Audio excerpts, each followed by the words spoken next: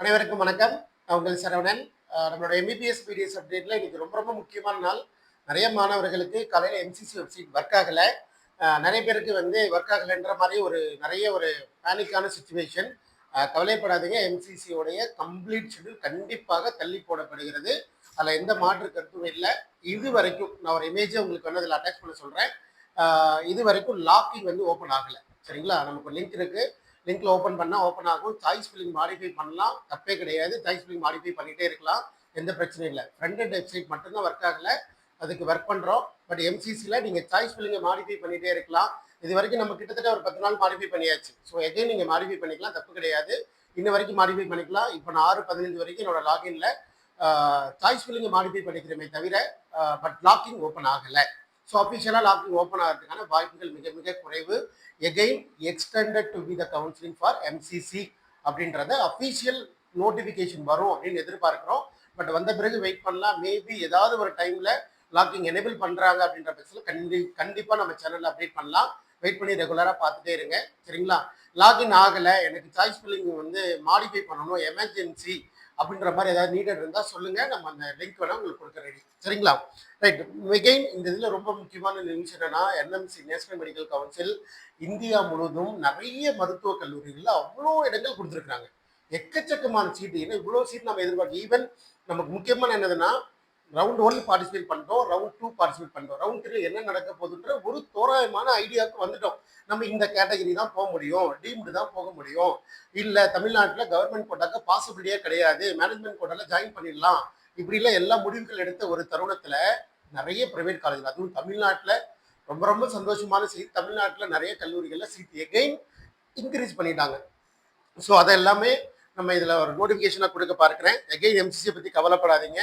NRIs மாணவர்கள் கண்டிப்பாக நீங்கள் என்ஆர்ஐ எலிஜிபிலிட்டியில் பேர் இருக்கீங்கன்னா ஃபீஸை மாற்றணும், அவங்களுடைய என்ஆர்ஐ ஃபீஸை விட கொஞ்சம் கம்மி பண்ணி வாங்கணும் அப்படின்னு நீட் இருக்கிற மாணவர்கள் கண்டிப்பாக தொடர்பு கொள்ளுங்க. ஆக்சுவல் ஃபீஸ்லேருந்து கஸ்டமேட் ஃபீஸ் கொடுக்கலாம்.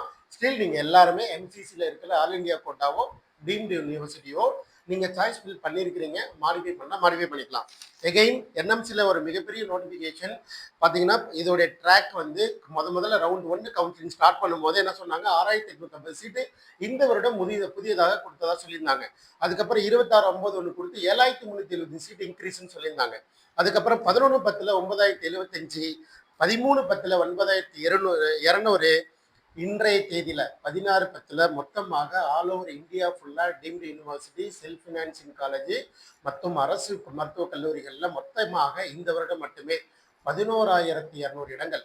அதில் 2,425 இடங்கள் மட்டுமே தேர்ட் ரவுண்டில் கான்ட்ரிபியூட் பண்ணுறாங்க. இந்த ரவுண்டில் 2,425 சீட்டு இந்தியா முழுவதும் இருக்கிற self financing college, government quota, all India quota எல்லாத்துலேயுமே சீட்ஸ் ஆட் ஆகிருக்கு. நமக்கு ரொம்ப சந்தோஷமான செய்தி. ஒரே ஒரு அப்டேட் மட்டும் இதில் தமிழ்நாடு சொல்கிறேன். தமிழ்நாடை பொறுத்த வரைக்கும் ஒரு 350 இடங்கள். சரிங்களா? ஃபஸ்ட்டு அன்னை மெடிக்கல் காலேஜில் 100 இடங்களாக இருந்து 200 இடங்களாக மாறிடுச்சு.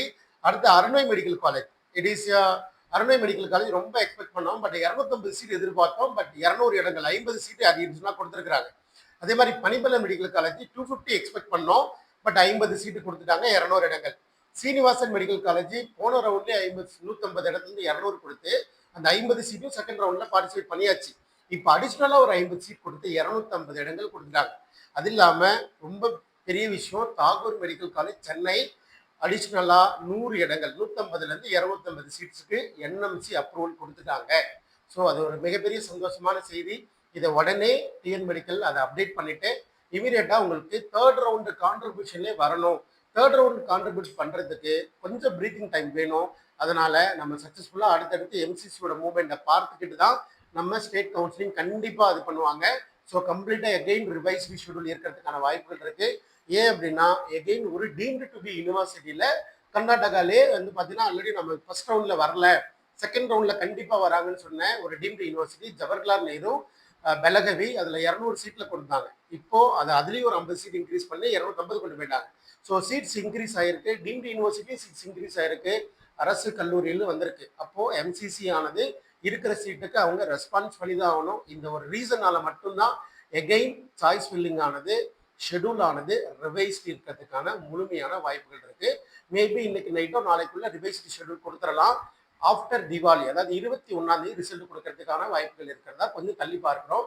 பட் இதுல இருக்கிற எல்லா இன்ஃபர்மேஷனையும் எடுத்துக்கிட்டு உங்களுக்கு சீட்டு கிடைக்குமா கிடைக்காதா, வாங்கணுமா, அதுக்கு என்ன பண்ணணும், இன்னமும் நிறைய எல்லா பக்கமும் சொல்லிட்டாங்க. நாமளா ஒரு பேனிக்கா சுத்துறதை விட ஒருத்தரோட போய் கொண்டு கைட் பண்ணி ஒரு அட்மிஷனை வாங்குறதுக்கான ஏற்பாடு பண்ணலாம், வாங்குறதுக்கான கன்சல்டிங் பண்ணலாம்னா தாராளமாக வந்து பாருங்க, இல்லை ஃபோனில் கேளுங்க. அடுத்து என்னென்ன அப்டேட் கொடுக்க முடியுமோ, எந்த அளவுக்கு மேக்ஸிமம் கொடுக்க முடியுமோ கொடுக்க பார்க்கலாம்.